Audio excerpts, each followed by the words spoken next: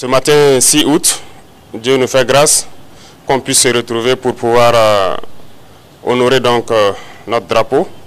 Il y a 2 jours de cela, avant-hier, 4 août, nous célébrions donc l'anniversaire de l'avènement de la révolution du Burkina Faso, qui a vu donc naître la lutte pour notre indépendance réelle.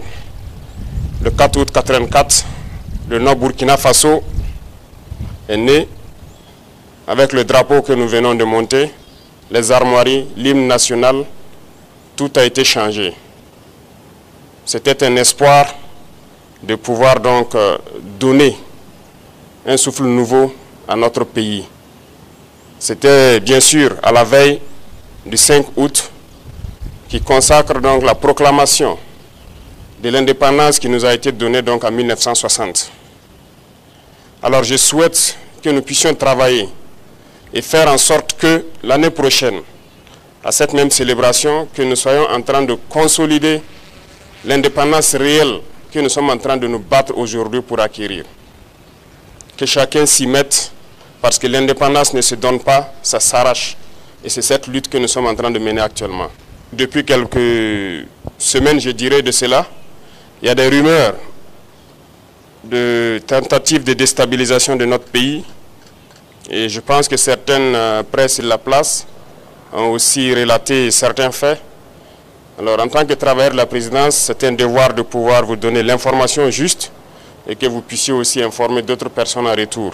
Et surtout pour votre gouvernement et votre sérénité dans le travail. En effet, depuis très longtemps, nous suivons effectivement une cellule dans un pays voisin qui est dirigée par des services de renseignement occidentaux, dirigés principalement contre notre pays. Et les opérations devraient principalement commencer en fin mai. Ça devait consister donc à une guerre de communication intense contre notre pays, ce que vous avez suivi.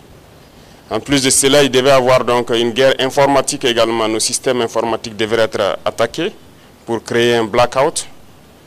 En plus de ça, il y a une guerre économique souple et passive, qui ne dit pas son nom, que nous avons aussi su contenir. Plusieurs projets d'attaque de points sensibles ont été planifiés. L'autre phase, c'était donc des assassinats ciblés qui ont été aussi planifiés. Et ensuite, les attaques de masse devraient avoir lieu donc au sein des FDS, mais surtout des attaques lâches qui devraient avoir lieu dans les villes et qui avaient pour cible principale donc les agents de la veille citoyenne que vous connaissez sous le nom de Waïa. Donc nous avons suivi effectivement le déroulement de leur plan et l'assaut final devrait donc avoir lieu à travers un recrutement, si je peux dire ainsi, d'agents à l'intérieur donc de nos rangs. Donc de la guerre de communication jusqu'à tout ce que j'ai cité, nous avons essayé de contenir la situation. Certaines personnes ont été arrêtées dans cette subversion.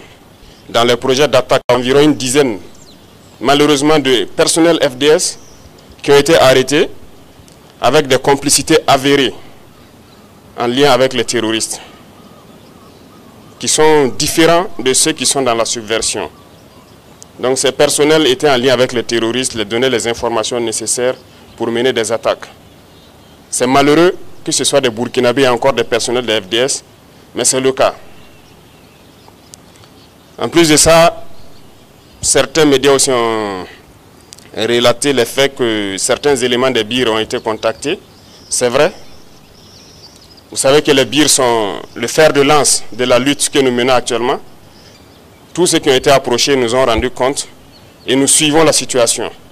C'est malheureux de vouloir rester à l'extérieur et de manipuler des soldats à l'intérieur pour faire ce que vous voulez. C'est insulter l'intelligence de nos soldats et tout le monde l'a compris. Je pense que ces officiers qui manipulent sont tous à l'extérieur et ils continuent de leur travail depuis l'extérieur. Ce n'est pas honorable pour un officier d'agir ainsi. Je pense que pour plus de dignité, ce serait bien qu'ils rentrent et qu'ils mènent eux-mêmes leur projet. Et nous les attendons. C'est pour vous dire que nous suivons la situation et nous allons continuer de sévir et d'agir pour toujours maintenir le cap que nous avons donc pris, parce que c'est une lutte de longue haleine. Ce sont des événements qui ne vont pas manquer. Nous dérangeons beaucoup de gens, nous savons. L'indépendance, comme je vous l'ai dit, ça s'arrache. Donc, ces projets de déstabilisation vont toujours continuer à exister, mais nous nous battrons contre cela.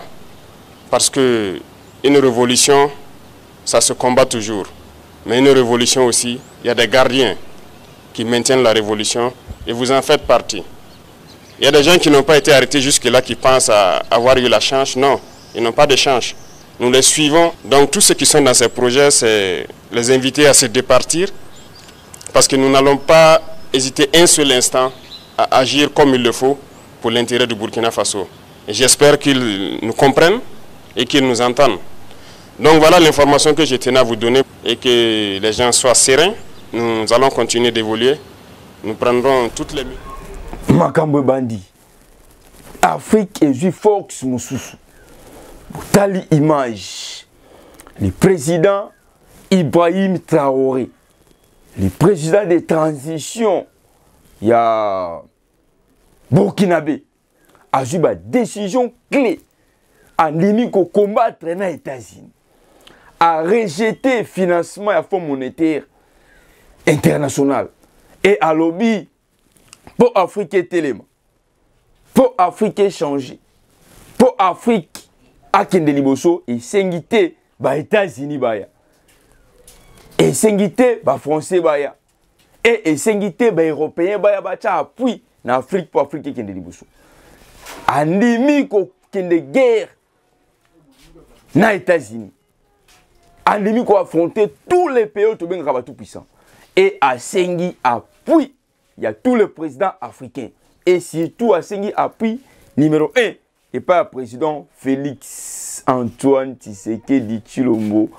Parce qu'il a mis sa volonté politique aussi et au vie de tous pour que notre pays ait. En avant, Congo, il y a Lumumba. Congo, il y a Kimbangu. Congo, il y a Kasavubu. Congo, il y a Tchombe. Congo, il y a Maréchal Mobutu. Et Congo, il y a Dr Etienne Tshisekedi Wamulumba. Du Res Mémoire Congo, il y a président Félix Antoine Tshisekedi Tshilombo. Ne jamais trahir le Congo. Vous allez voir le Congo nouveau. Ça, c'est un Congo nouveau. Le Congo qui va parler face au monde entier. Le Congo a bel et bien déjà parlé face au monde entier. Patrie ou la mort, nous vaincons Isa. Parmi l'actualité, Tokosola Bisso, Awa, ensemble, conseil de ministres passé à vendredi. Monsieur le ministre, son excellence, Constant Moutamba, a yeli sous na makambu na conseil des ministres. Alors, il faut ça la organisation, il y a états généraux. Et pourquoi la justice congolaise est qualifiée qu'ils ont maladie? Aïe nango li sous na conseil des ministres. En premier, betaki li solo était tout ça la tribunal. Oh, il faut ba ministre ba les carapé à la barre. Et en second, aïe nango na katia conseil des ministres. À ça la organisation, il y a états généraux. Pourquoi la justice congolaise est qualifiée telle que maladie? Il y a lobby, il faut appeler ça ma résolution. Na qui nango place tout ba homologue to pe ba mina bazalaki.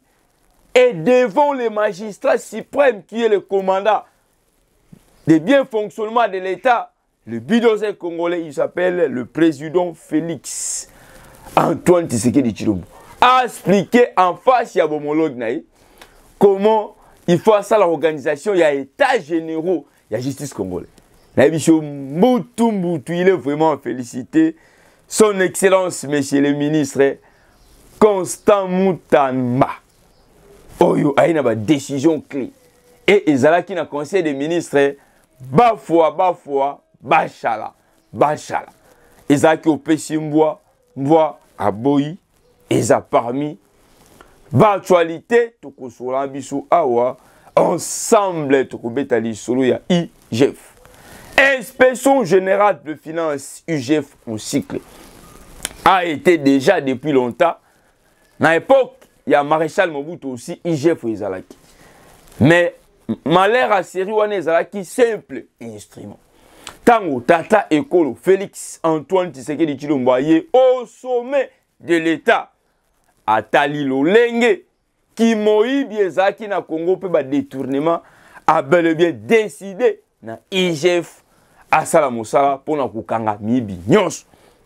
Et grâce à mosala IGF esali to gagner 10 bonnes places na monde pambate so qui crédibilité eza na mboka et permetaka ba peo to pe monde entier eta la liso mosusu nde eza parmi ba actualité to kosola biso awa ensemble. Bonjour, bonsoir, ça dépend air Hollandi émission ndenge to mesana kosola biso ba actualité politique. Il y a République démocratique du Congo, Bongo Péabino, président Sardundondo, autrement dit capitaine de l'équipe, charge Yamatete, plus 243, 89, 67, 46, 627, plus 243, 89, 67, 46, 727, venga, commenter, critiquer, mais Kofinga. Te ekosala elengi mbote na bino nyonso balandi ya Congo liberté, mbote na biso nyonso balandi ya RDC monde s'il vous plaît boyebi biso ba communicateur et tout ça souvent partout et mbote na bino nyonso balandi ya RDC monde like partager ekosala elengi pourquoi pas to pesa mbote na ndeko aza sima ya caméra Adolphe Maboko et Bende Mama Pauline Lumumba en direct de Mikiri Nzambe. Afa mbola yo pourquoi pas to remixer bateau tout ba soutenir ka vision ya mokonzi ya mboka Tata Ekolo Félix Antoine Tshisekedi Tshilombo, le secrétaire général Augustin Kabuya aka Nzambe. Apa mbola yo le DGA Patrick Kayembe Aigle.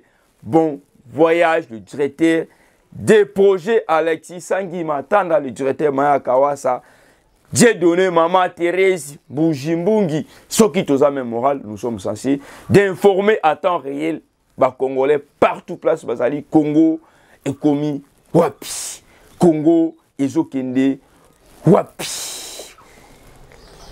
Afrique est commis puissant. Les images parlent à ma place.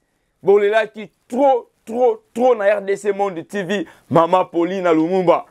Un peu de images, vidéo, botali image. Afrique a joué linéaire à tout puissant.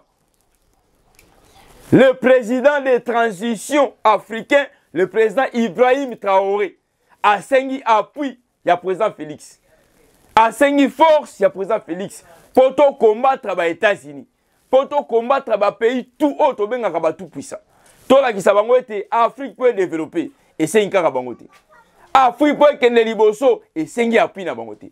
Et a rejeté en bloc financement et outils na Fonds monétaire international ba financer na kati ya Burkinabé. A boy ko zoyango. Et après ko zoyango te ake trop loin. Pour na kotali sa Burkinabé te Afrique kotomba. Et pour na kotali sa monde entier à lobi boye. Le président de transition Ibrahim Traoré. Pour Afrique tellement, et c'est une raté Europe à Maboko. Afrique a besoin, il y a Europe. Afrique a besoin, il y a Amérique. Pour Afrique qui est liboso, pour Afrique développé, et c'est un président d'Afrique, oh, la mousse ici conscience. Pas mbatter tout le temps, tout le temps, il faut États-Unis, tout le temps. Il faut Europe, tout le temps, il faut tout le temps appui Libanda. Il y a une solution. Nakati a solution à Sengi, appui à président Félix. Appuyer Bakende Liboso. Mais à l'objet, qui est derrière nous? C'est le président Poutine. Parce que tu ne comprends pas le président Poutine, moi, Claire et Zali. En dehors, il va payer tout. Et pas le président Poutine, le président ici, moi, Claire et Zali. Aïe, ici, président Félix. Appui à Sadek Oyo Sengaki. Appui à Sadak Oyo Sengibana Est. Faites très attention. Parce que Baza Bato Baloulaka. Et à Sengi président Félix Sekondé, a tché appui à Bundi Saba États-Unis. A tché appui à Bundi Saba Européen. A tché appui à Télémera Bato, tout la balkanisation en Afrique. Et à promettre le président Félix c'était coopération militaire entre RDC et Burkinabé et Salama. À travers ces coopérations militaires et entre RDC et Burkinabé et coopérer sa résolution na makambo etali Est Congo, ya Lumumba, Congo, ya Kimbangu, Congo, ya Kasavubu, Congo, ya Tchombe, Congo, ya Maréchal Mobutu et Congo, ya Docteur Etienne Tshisekedi Wamulumba, du reste mémoire Congo, ya président Félix. Antoine Tshisekedi Tshilombo, ne jamais trahir le Congo. Vous allez voir le Congo nouveau. Ça, c'est un Congo nouveau. Le Congo qui va parler face au monde entier. Le Congo a bel et bien déjà parlé face au monde entier. Patrie ou la mort, nous vaincons. À Sengi, coopération militaire, c'est pourquoi. Alors, Aza prêt.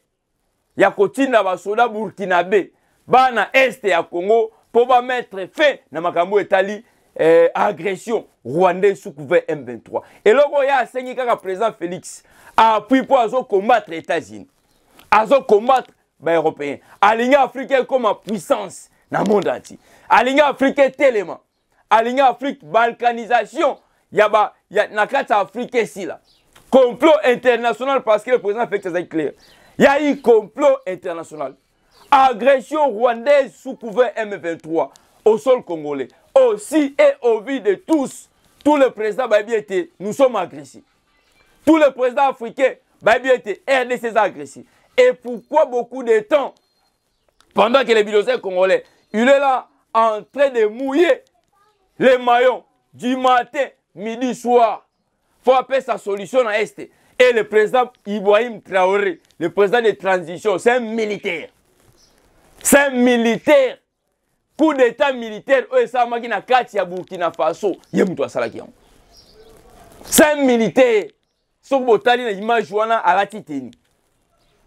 Le président de transition, Ibrahim Traoré, c'est lui qui a fait coup d'état militaire na Katia Burkina Faso. Et à MBC, président Félix a bangé côté.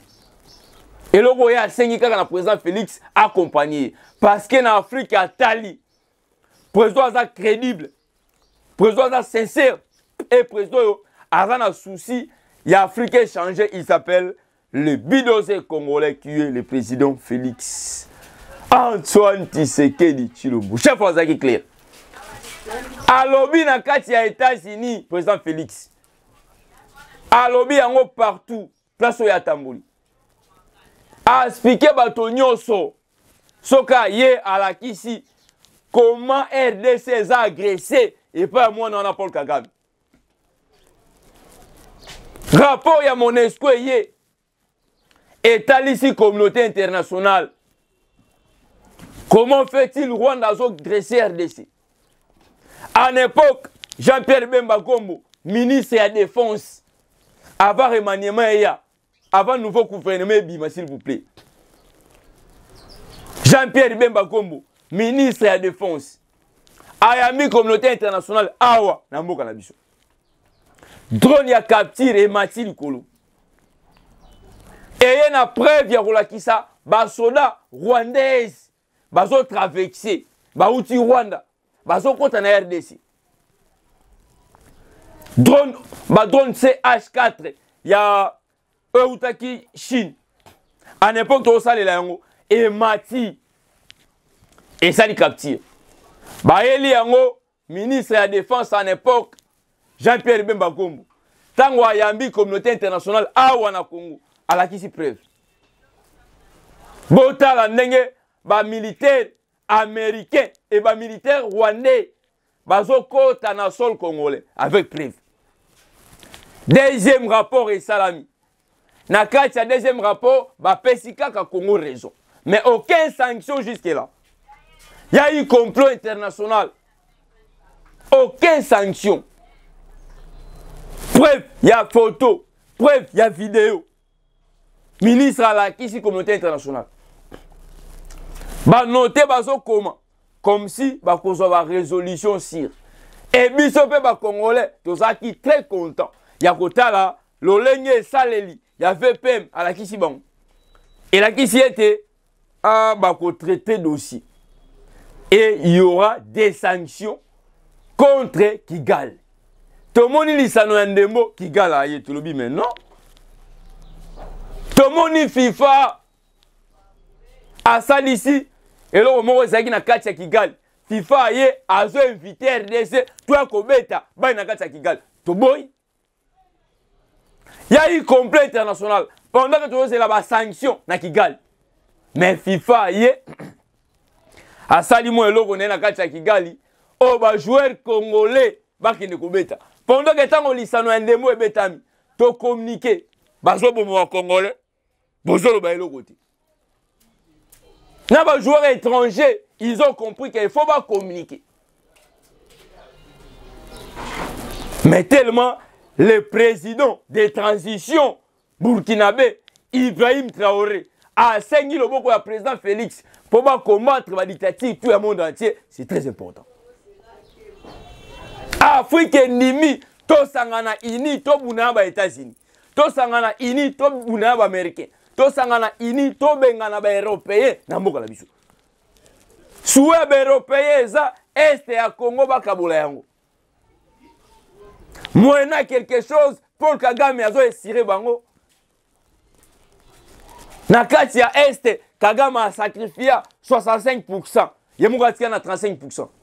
O apesa ka libanda po ba continuer ko sala balkanisation na est ya Congo. Et le pouvoir du président Félix, c'est un prix de sang payé par Kabila. C'est un prix de sang. Pourquoi j'ai dit c'est un prix de sang? Ebele va combattre, va koufa pour y dépasser son pouvoir. Ebele va combattre, va se sacrifier, va vie na bango pour y dépasser son pouvoir. C'est un prix de sang payé dans le régime passé. Babouke bouka sabala mouka. Paul Kagame comprendre que degré à Kanda va Congolais basana. Thérèse Kapangala à la mouka. Paul Kagame comprendre que dimension, il y a souffrance pe à Kanda va Congolais basana en vérité. Moukendi à la mouka. Et tout ça c'est un prix de sang payé dans le régime passé. Le Congo va changer. Le Congo va avancer. Le président Félix a mis sa volonté politique aussi et au vie de tous pour que notre pays aille en avant. Congo, il y a Lumumba. Congo, il y a Kimbangu. Conseil des ministres, il y a vendredi. Ezalaki au Pessimbois, Mboaboui. En tout cas, na félicité nous ministre de la Justice, son Excellence Constant Moutamba. Na effort oazo sala aye na conseil des ministres et là on y aye na conseil des ministres aye il faut sala organisation il y a état généraux na justice et pourquoi notre justice est qualifiée telle que les malades abi ya quoi na ba solution aye na yango na conseil des ministres avant il y a une organisation état généraux il y a justice congolais. Pourquoi ils ont qualifié qu'ils sont malades? Abeta qui liboso bord. Je m'excuse. Bon, à liboso abeti, ils ont créé tribunal. Je m'excuse. Tribunal moro pour nos ministres. Ils ont raté, ils ont humilité, tout consorté. Ils créé tribunal pour nos ministres, ils vont comprendre que c'est bazaba tout le quoi va congolais tout. S'il y a un procès judiciaire, ils sont censé, il y a aucun. Il est à féliciter. Son Excellence, Monsieur le ministre de la Justice. Et aïe, on a conseil des ministres. Organisation et état généraux de la justice congolaise. Pourquoi notre justice est telle que qualifiée que les malades? Abisso qui n'a lobby. Na sala ngonga mokote. Na nango pas ya président Congo azali. Et to discuter ensemble avec tous les ministres présents. To trouver solution. justice congolais ezali sous maladie. Tobikisa yango. Tolukela yango médicament oyo komela pour vivre. Ezalaki opesi mbwambo aboui. Parce que tous les ministres vont comprendre que nouveau touche la justice congolaise. Et ça, les limosala différents avec Baningaye. Soit Nabi Soueza, tous les ministres, toujours Talela, toujours Jimele. Excellence Constant Moutamba. Aïe na touche naï. Toujours c'est là. Na façon et ça les naï. Et yo peine à quoi na place aux alliés. Comme ça, ma sécurité. Ce qu'on sali mon salaire bien été. Nous sommes les défenseurs du chef de l'État. Nous sommes là en train de défendre les pouvoirs en place. Tofing a raté. Dans RDC Monde TV, Tofing a raté. Merci maman Pauline. Lumumba, Tofing a raté awa. Mais pour na kotala, kolande la liste, la liste, qu'on vérifie le ministère, c'est notre travail. Ministère ni ezo sa mosa kitoko tu beti mabo. O ezo sa mosa mabe, to lobeli yango na etandoike. To beti li solo pour chef de l'État comprendre que ministre intel o sa mosa bien te. État généraux, il y a justice congolais. Pourquoi ils ont qualifié qu'ils sont malades? Félicitations, excellence, monsieur le ministre de la Justice. Yoka, bah, il est malade. Mon toit qu'on travaille dans la vision du chef de l'État. Mon toit a changement et il y a total dans le Congo. Et mon toit a pensé que pour Toto Mbolamboka et c'est justice. Justice c'est Toto Mbolamboka. Sans justice dans le Congo, vous avez un problème sérieux. La justice élève une nation. Et justice c'est Toto Mbolamboka. Ce qui appareil judiciaire congolais. N'a pas initiative, il y a Kitoko, il y a un nouveau ministre, son excellence. Constant Moutamba. Aïnango. Tout ça, comme il faut, beaucoup sentir, bah, effet judiciaire le Congo. Et tous les Congolais qui comprennent, il faut tout tenir les bossons. Aya qui peut une idée, il y a révision constitutionnelle. To réviser beaucoup les Koundi à Moka. Parce qu'il a compris que Ezagi n'a intérêt à l'individu. Au beaucoup les Koundi à Moka. Il faut protéger Congolais nyonso place au Yazaki. Ebatela yo, ebatela ngai, ebatela biso nyonso na mboka. Mais cette beaucoup les Koundi à Moka. Basala yango la ba intérêt à batu. Basala yango en époque. Bato Bajaki Congo, il y a un régime de tout puissant. Il y a un régime à Batamakasi. Il y a une justice à Kate, à Bengaka Kaliban. Mais le nouveau ministre de la justice a l'unité. Et le ministre a un problème judiciaire à Bengaka na téléphone. Il faut les calabars. Les Congolais va comprendre que le régime est tout puissant à bout. Pia, IGF. Inspection générale des finances, IGF en cycle. Inspection générale des finances, ingénieur Natala. Inspection générale des finances, IGF en cycle. A été déjà au Congo depuis longtemps. Dernièrement, il y a aux États-Unis.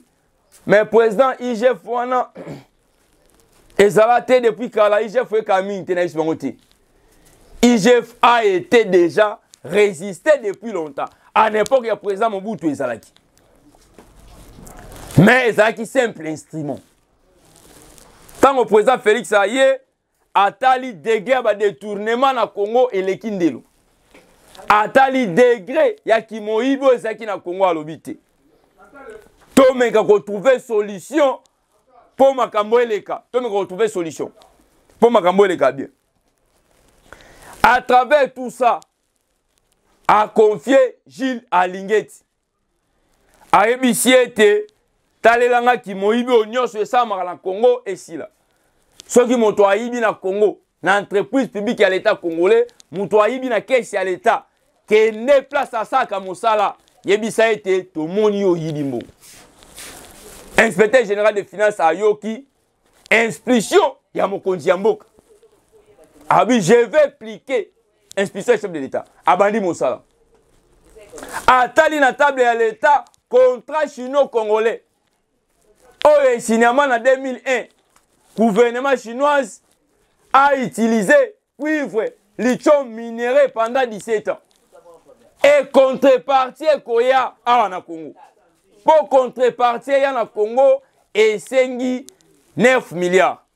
Et na 9 milliards au Congo il faut gagner 18 ans mais gestion il y a régime passé bazo ikaka 2 milliards. Et na kati ya 2 milliards 7 milliards etikala. 7 milliards wana ezongati. Et l'inspecteur général des finances Gilles Alingete a enquêté dossier. Après quoi enquêter dossier, le gouvernement chinois a quoi?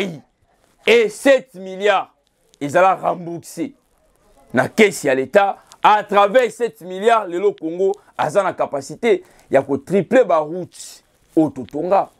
Et à Kotonga, la autoroute. Il y a Kotonga, la route secondaire. Et une grande difficulté dans l'aéroport international Yanjili et qu'on permettre les bisous, tout un nouveau aéroport international Yanjili. Tout encore 3 routes secondaires, c'est la mort de Zaranango, pour permettre au Congo et Kende Liboso Bozalaki et belé na chez Nabiso RDC Monde TV, Maman Paulina, Lumumba Tikanzambe. Apambola soki yesu azongite tukuya encore awa na une nouveau rubrique pour tout sabino ba actualité politique ya République démocratique du Congo bozaki ebele nzambi alola apambola bino place wapi ezwami bino lola ezofuta tika banso toloba nzambe ya bolingo boyo tokozwa yo wapi merci.